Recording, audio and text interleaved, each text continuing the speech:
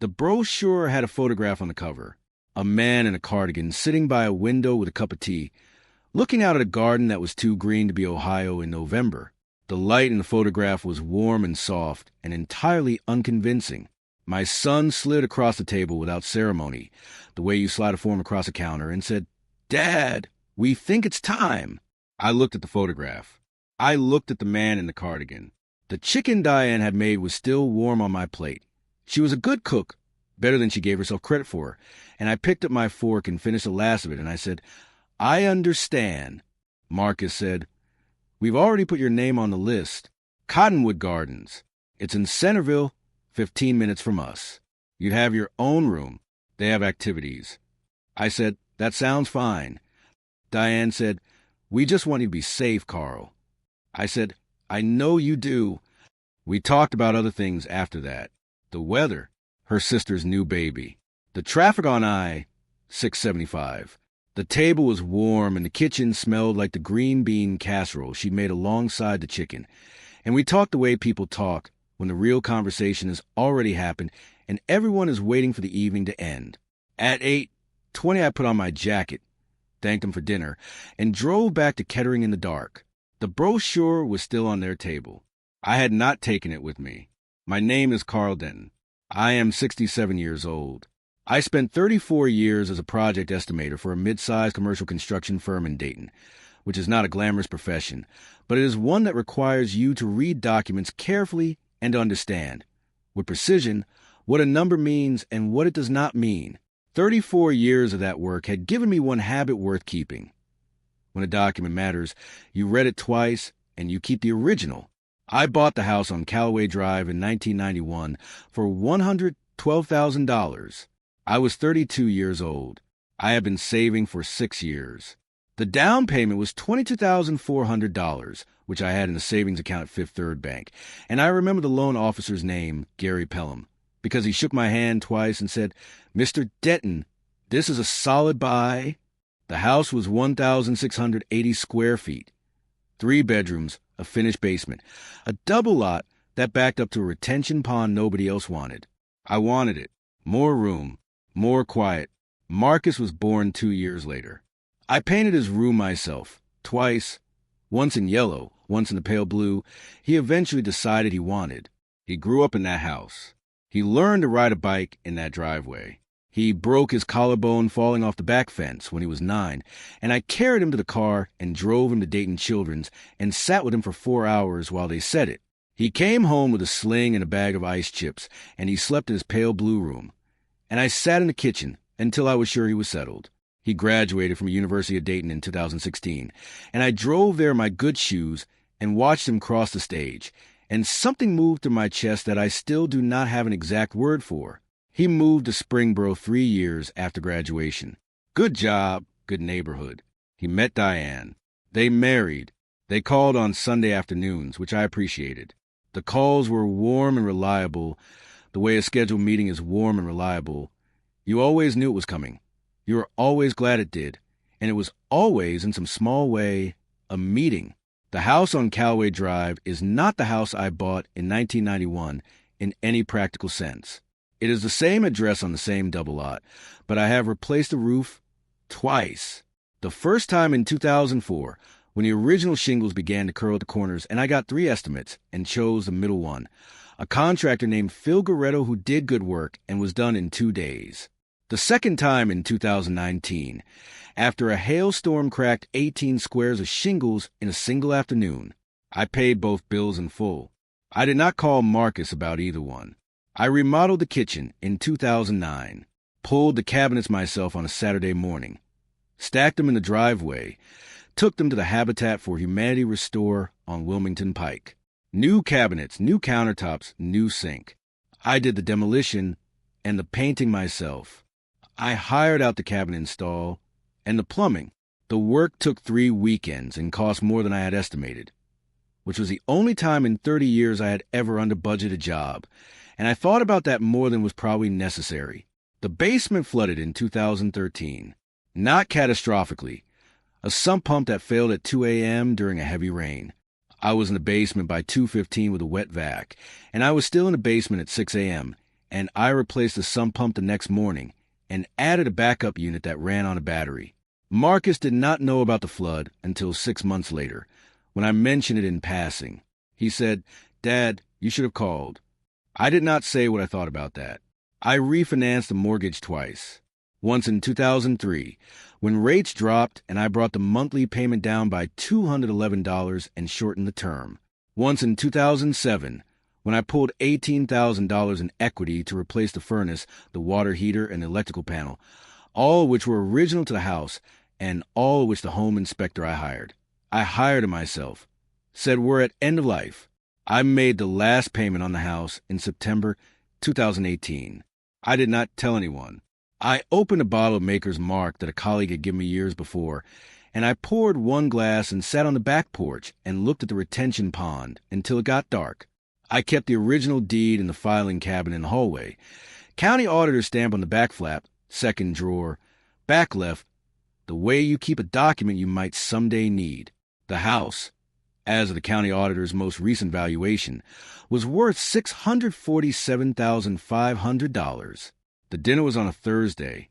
I know because I had a 10 a.m. appointment the next morning at the Denton, Virginia Medical Center on Stone Street, a routine blood panel, nothing notable, and I had written it in the small paper calendar I keep on the kitchen counter, the one my firm used to print every December and send to clients, which I continue to buy at Office Depot out of habit. Thursday, 6:14 p.m., I pulled into Marcus and Diane's driveway in Springboro.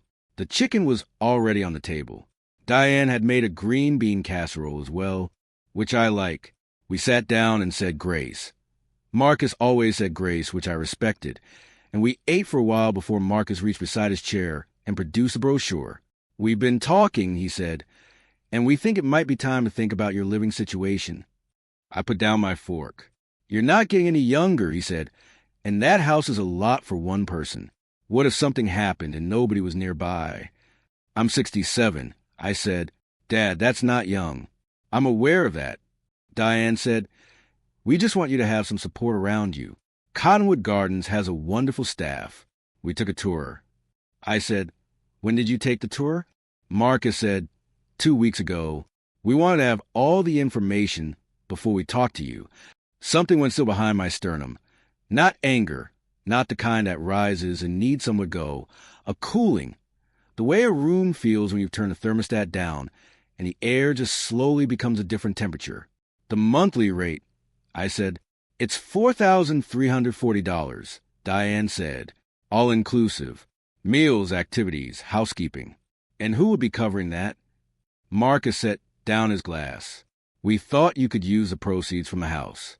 You'd have more than enough. Sell the house." "Dad, it's a lot of square footage for her." "Sell the house." I said again, not as a question. "We thought the equity could." "Marcus." I put my hand flat on the table. "I have lived in that house for 31 years. I have replaced everything in it at least once. I have paid it off. It is mine." His expression shifted. Not anger exactly. Something more like the face a person makes when they prepare a presentation, and the audience is not following the slide order. "We're just trying to help," he said. "I know," I said. "I heard you. You can't expect us not to worry." "I don't expect anything." Diane said gently, "Carl, we just thought it would be easier for everyone." "Easier," I said. There was a silence. Outside, a neighbor's dog was barking at something in the dark. Marcus said, "You've gotten more stubborn since Mom passed. You know that." I met his eyes, steady. I looked at the brochure on the table, at the man in the cardigan by the window with his cup of tea. I picked up my fork and ate the last of the green bean casserole, which was good, and I said nothing else about it.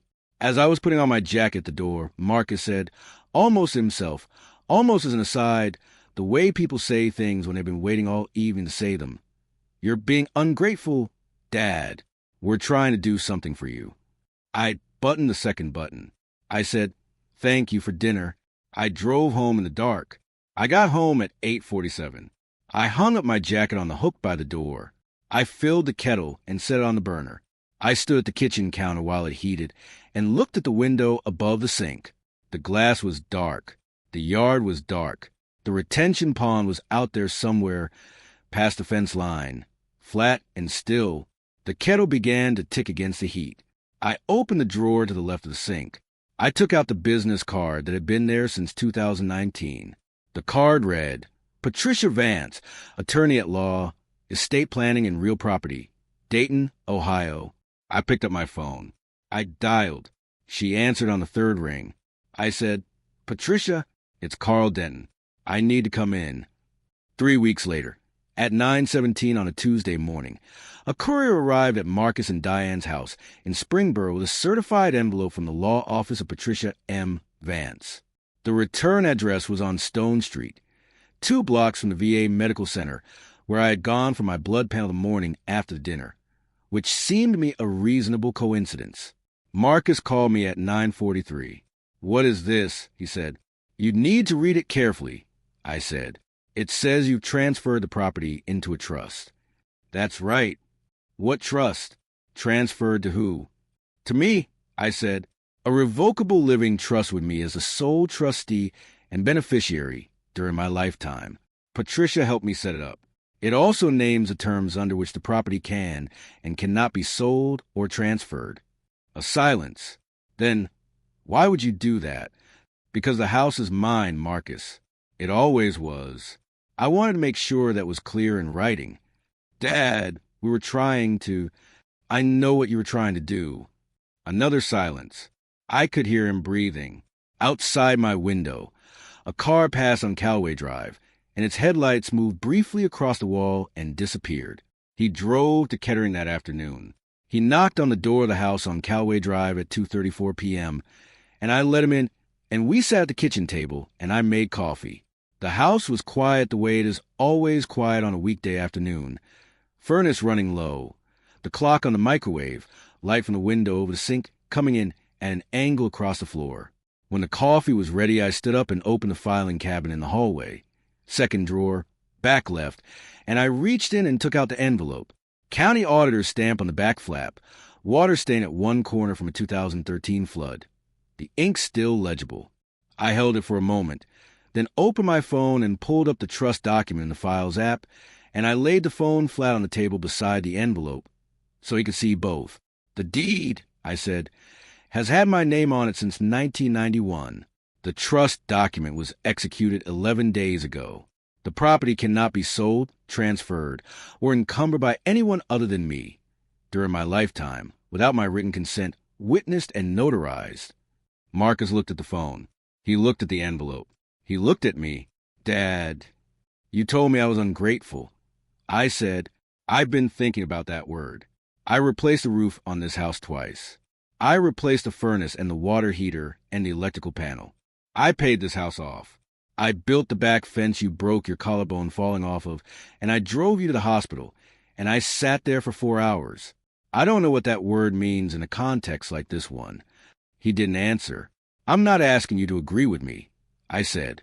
I'm not asking you to apologize. The house is mine. That's a fact now in 2 forms of documentation. I'll stay in it until I decide otherwise. And if I decide otherwise, I'll make that decision myself. I picked up my coffee. The chicken Thursday was very good, I said. Tell Diane. He left 20 minutes later without speaking again. I watched his car back out of the driveway and turn south on Callaway and disappear past the tree line at the end of the block. I stood in the kitchen for a while after he left. Outside, the retention pond was flat and gray in the afternoon light. A man builds things, and sometimes the building itself is the only record. Not the thanking of it, not the noticing, the thing itself, standing, documented, stamped. For months later, the house on Callaway Drive looks the same as it always has, which is the point. I am using the county auditor's envelope as a bookmark, not because I chose it for that purpose. I found it on the kitchen counter one morning when I was looking for where I'd put my novel, and I slid it in between pages 214 and 215, and it has been there since. The envelope is water-stained, the stamp still legible. Hamilton County Recorder, 2004. The deed inside it has my name on it. It has always had my name on it. Marcus called once in January. He did not leave a message. I saw the missed call at 7:48 p.m., and I set the phone back on the counter and finished the chapter 1 was reading. I have started walking the neighborhood in the mornings. The double lot needs some work on the south fence line. I have looked at lumber prices and made a list. I have a contractor coming Thursday to give me an estimate, though I may do the work myself. I have done it before and I know how. My appointment with Patricia was straightforward. She charged me $1,150 for the trust setup and document filing, which was reasonable. I paid it the day the documents were executed. The house is not going anywhere. The retention pond is frozen this week. It will thaw in March, the way it always does, and the geese will come back, and the neighbor's kid will try to feed them bread, and I will watch from the back porch. Some things, if you build them correctly and document them properly, simply remain. If any of this sounds familiar to you, if you have sat at someone else's table and heard your own life described as a problem to be managed, share this story with someone who needs to hear it, not as proof of anything, just as a reminder that the name on the document matters. I put the bookmark back into the novel. Page 215. Outside, the pond is gray and still, and entirely mine to look at.